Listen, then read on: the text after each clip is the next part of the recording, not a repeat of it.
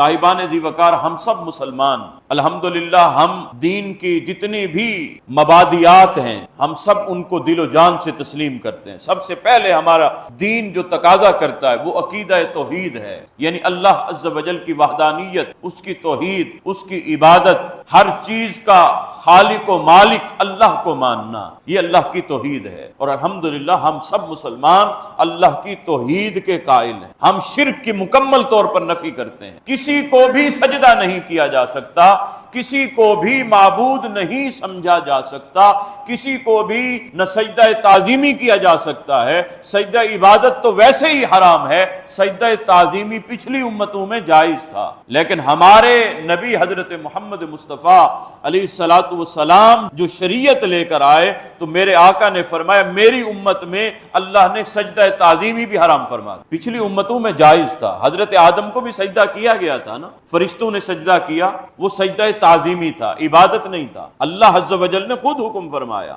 کہ اے میرے فرشتوں میرے آدم کو سجدہ کرو، تو ہر ایک فرشتے نے سجدہ کیا سوائے ابلیس کے، وہ چونکہ جن تھا لیکن فرشتوں کے ساتھ رہتا تھا، اسی لیے اللہ نے پھر اس کو راندہ درگاہ فرما دیا۔ تو یہ سجدہ تعظیمی تھا۔ حضرت یوسف علی نبینا وعلیہ الصلاۃ والسلام کو بھی سجدہ کیا حضرت یعقوب نے، اور آپ کے جتنے بھی بیٹے تھے اور حضرت یوسف کے رشتے میں بھائی تھے، سوتیلے بھائی، انہوں نے سجدہ کیا تھا۔ آپ کی رشتے میں جو خالہ تھی انہوں نے سجدہ کیا۔ تو سجدہ جو ہے یہ سجدہ عبادت نہیں، سجدہ تعظیمی تھا، لیکن یہ سجدہ تعظیمی اللہ عز و جل نے امت محمدیہ صلی اللہ علیہ وسلم پر حرام کر دیا۔ کیوں؟ سجدہ تعظیمی تو پھر میرے آقا حضرت محمد مصطفیٰ علیہ الصلاۃ والسلام کو بھی لائق ہوتا، پھر میرے آقا کو بھی سجدہ کرتے، اور صحابہ نے اس کا اظہار بھی کیا، یا رسول اللہ ہم ان جانوروں کو دیکھتے ہیں، یا رسول اللہ چرند پرند کو دیکھتے ہیں، ہم نے درختوں کو دیکھا،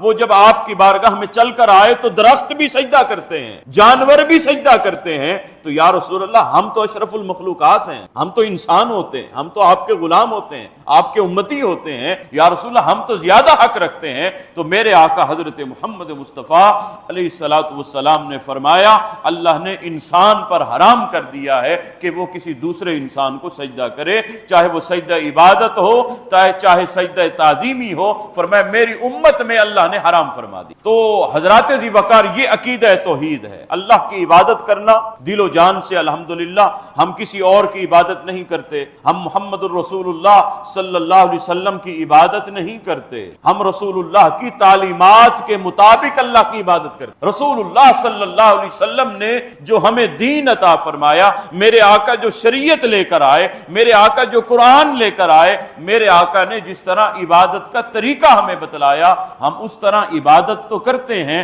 لیکن عبادت اللہ کی کرتے ہیں۔ اللہ کے علاوہ ہم غیر اللہ کی عبادت کو شرک تسلیم کرتے ہیں، اور الحمدللہ ہم مسلمان جو ہے شرک سے بالکل منزہ ہیں، بالکل پاک ہیں، ہم شرک کی نفی کرتے ہیں، ہم اللہ کے سوا کسی کو عبادت کے لائق نہیں سمجھتے۔ یہ سب سے پہلے عقیدہ جو ہے مسلمان میں پیوست ہونا، مسلمان کی رگوں میں پایا جانا، مسلمان کے خون میں اس عقیدے کا راسخ ہونا یہ ضروری ہے، یہ عقیدہ توحید کہلاتا ہے۔ اس کے بعد عقیدہ رسالت، جس کو عقیدہ ختم نبوت صلی اللہ علیہ وسلم بھی کہا جاتا ہے، یعنی اللہ کی توحید کے بعد دوسرا جو عقیدہ ہم مسلمانوں نے دل و جان سے جس کو ماننا ہے وہ عقیدہ رسالت حضرت محمد مصطفیٰ علیہ الصلوۃ والسلام، یعنی پیچھے بھی اللہ نے رسول بھیجے، انبیاء بھیجے، لیکن جب ہمارے آقا حضرت محمد مصطفیٰ علیہ الصلوۃ والسلام تشریف لائے تو اللہ نے اپنے نبی حضرت محمد مصطفیٰ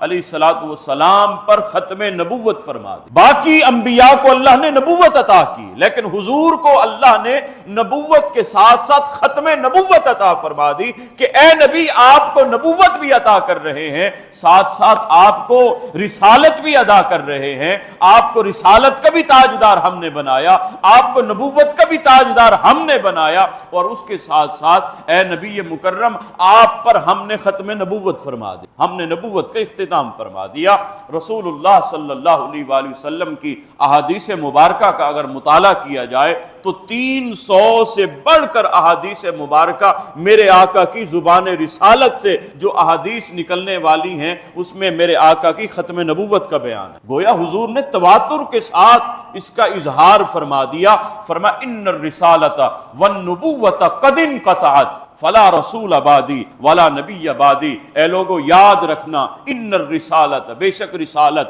والنبوت، اور نبوت، قد انقطعت، تحقیق وہ منقطع ہو، ختم ہو، جہاں تھی وہاں وہ اپنے مقام عروج کو، مقام کمال کو، اپنی معراج کو پہنچ گئی، قد انقطعت، بس وہ ختم ہو گئی۔ فلا رسول آبادی ولا نبی آبادی، بس یاد رکھنا میرے بعد نہ اللہ نے کوئی رسول بنایا، نہ میرے بعد کوئی نبی بھیجے گا، نہ بھیجنا ہے نہ بھیجے گا۔ اللہ عز و جل نے اس کا اظہار قرآن پاک میں فرما دیا، ما کان محمد ابا احد من رجالکم ولکن رسول اللہ وخاتم النبیین، کہ اے لوگو یاد رکھنا محمد صلی اللہ علیہ وآلہ وسلم تم میں سے مردوں میں کسی کے باپ، ولکن رسول اللہ، لیکن اللہ کے رسول ہیں، وخاتم النبیین، اور نبیوں کے خاتم ہیں، آخری نبی ہیں۔ نبوت کی مہر جو ہے، ختم نبوت کی مہر اللہ نے اپنے پیارے آقا حضرت محمد مصطفیٰ علیہ الصلوۃ والسلام کو عطا فرما دی۔ فرمایا فلا رسول آبادی ولا نبی آبادی،